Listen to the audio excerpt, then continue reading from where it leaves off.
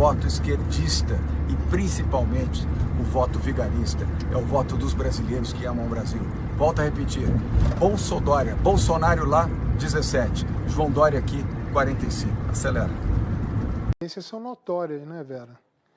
Mas eu não sou psiquiatra, nem o senhor. Eu também não, hein? Então, mas o comportamento dele mostra uma instabilidade muito grande, um nível de agressividade, na maioria das vezes uma agressividade despropositada, né, muito grande. Aquilo não é normal, ele deveria procurar um tratamento. Em relação ao gabinete do ódio, foi isso aí que nós começamos a alertar o presidente, dizer o seguinte: olha, a fabricação dessas notícias falsas, isso tudo, isso não pode estar dentro do palácio. Isso pode dar um impeachment. O senhor que tem tanto medo de impeachment vai deixar que isso se instale aqui, mas a pressão que o Carlos Bolsonaro faz é tão grande e o presidente não consegue se contrapor ao filho. Ele não consegue, é como aquela criança que quer um presente no shopping, não ganha e sai rolando pelo chão, esperneando, e o pai não tem pulso suficiente para dar um basta naquilo. Então é mais ou menos o que acontece. Por quê? Um belo dia. Cargos estratégicos. Esse senhor tem que sair da presidência da República. Deixa o Mourão, que entende de defesa. O nosso país está entrando numa guerra contra um inimigo invisível. Deixa o Mourão, que é treinado para defesa, conduzir a nação. Não tem mais justificativa. Como um homem que está possivelmente infectado vai para o meio da multidão? Como um homem que faz uma live na quinta e diz para não ter protestos, vai participar destes mesmos protestos e manda as deputadas, que são paus mandados dele, chamar o povo para a rua? Eu me arrependi do meu voto. Que país é esse? Como é que esse homem vai lá, potencialmente contaminando as pessoas, pegando nas mãos, beijando? Ele está brincando? Absolutamente irresponsável e inconsequente o discurso do presidente da República em cadeia nacional de televisão. O presidente voltou a minimizar os riscos trazidos pelo coronavírus, fazendo piada, aliás, né, utilizando dinheiro público para utilizar as cadeias de rádio e televisão para fazer piada, falando que tem porte de atleta, que é só um resfriadinho, que é só uma gripezinha, que isso não o derrubaria, mas está derrubando milhares de pessoas todos os dias ao redor do mundo. Criticou os alarmes que a imprensa...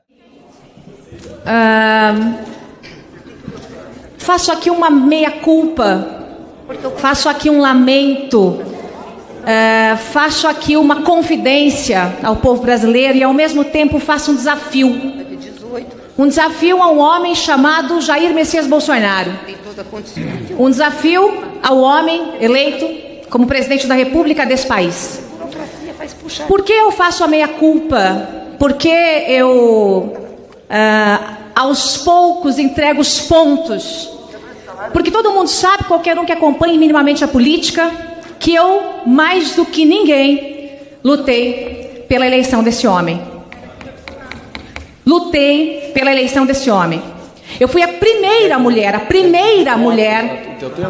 com alguma projeção nacional a pegar pela mão de Jair Bolsonaro e a andar com ele pelo Brasil. Presta atenção nos senhores aqui por um minuto. Em primeiro lugar, deixar claro a todos que ninguém mais do que Ronaldo Caiado enfrentou as esquerdas no Brasil. Em segundo lugar, somos os governadores dos poucos, pode-se dizer quase entre os três únicos, que apoiam o presidente Bolsonaro. Mas vocês têm que entender uma coisa só. Vocês têm que entender que eu sou um médico. Antes de ser governador de estado, eu sou médico. Antes de ser governador de estado, eu sou médico. E vocês precisam entender, a menos que vocês não estejam olhando para o mundo, o que está ocorrendo. Vocês precisam, mais do que nunca, de ter responsabilidade.